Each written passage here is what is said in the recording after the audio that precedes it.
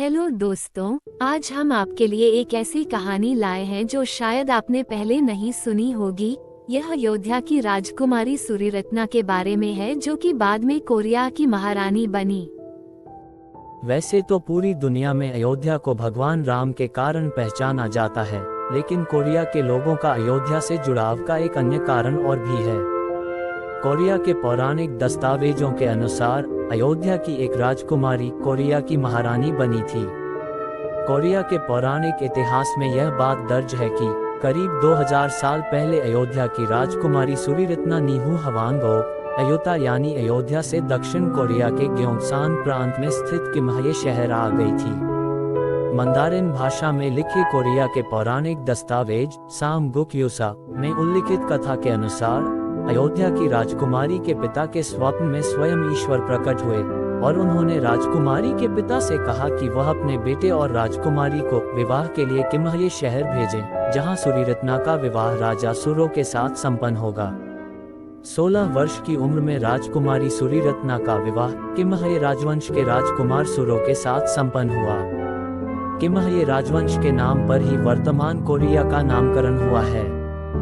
Korea के लोगों का मानना है कि सूर्यरत्ना और राजा सुरो के वंशजों ने ही 7वीं शताब्दी में कोरिया के विभिन्न राजघरानों की स्थापना की थी।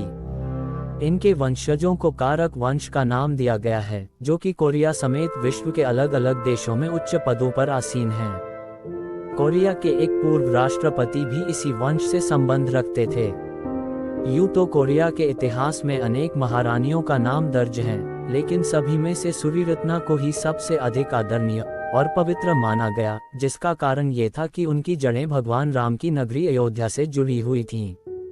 कोरिया के पौराणिक दस्तावेज सामगुक युसा में राजा सुरो और सूर्यरत्ना के विवाह की कहानी भी दर्ज है, जिसके अनुसार प्राचीन कोरिया में कारक वंश को स्थापित करने वाले राजा सुरो की पत्नी रनिहौर यानी सूर्यरत्ना मूल रूप से आयुत अयोध्या की राजकुमारी थी। सुरो से विवाह करने के लिए उनके पिता ने उन्हें समुद्र के रास्ते से दक्षिण कोरिया स्थित कारक राज्य भेजा था। आज की तारीख में कोरिया में कारक गोत्र के तकरीबन 60 लाख लोग स्वयं को राजा सुरो और अयोध्या की राजकुमारी का वंशज बताते हैं।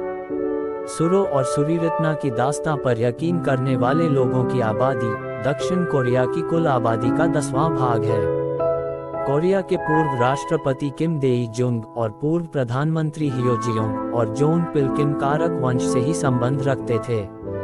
कारक वंश के लोगों ने उस पत्थर को भी सहेज कर रखा है, जिसके विषय में ये कहा जाता है कि अयोध्या की राजकुमारी सूर्यरत्ना अपनी समुद्र यात्रा के दौरान नाव का संतुलन बनाए रखने के लिए उसे रख कर लाई थी। किम्हये शहर में राजकुमारी हो की प्रतिमा भी है। कोरिया में रहने वाले कारक वंश के लोगों का एक समूह हर साल फरवरी मार्च के दौरान राजकुमारी सूर्यरत्ना की मातृभूमि पर उन्हें श्रद्धांजलि अर्पित करने अयोध्या आता है। हालांकि भारतीय प्राचीन दस्तावेजों में कहीं भी यह जिक्र नहीं मिलता कि सूर्यरत्ना का विवाह कोरिया के राजा के साथ हुआ था। हालांकि उत्तर प्रदेश के पर्यटन विभाग के एक ब्रोशर में कोरिया की रानी का जिक्र है। भारतीय दस्तावेजों में भी इस बात का भी कोई प्रमाण नहीं है कि राजकुमारी सूर्यरत्ना का संबंध भगवान राम के वंश से था। संबंधित कथाओं के अनुसार सूर्यरत्ना याहो का निधन 57 वर्ष की उम्र में हुआ था। अगर आपको यह वीडियो पसंद आई और आप ऐसी ही वीडियो प्रतिदिन देखना चाहते हैं तो कृपया लाइक, शेयर और सब्सक्राइब करें। धन्यवाद। बोलो जय श्री राम।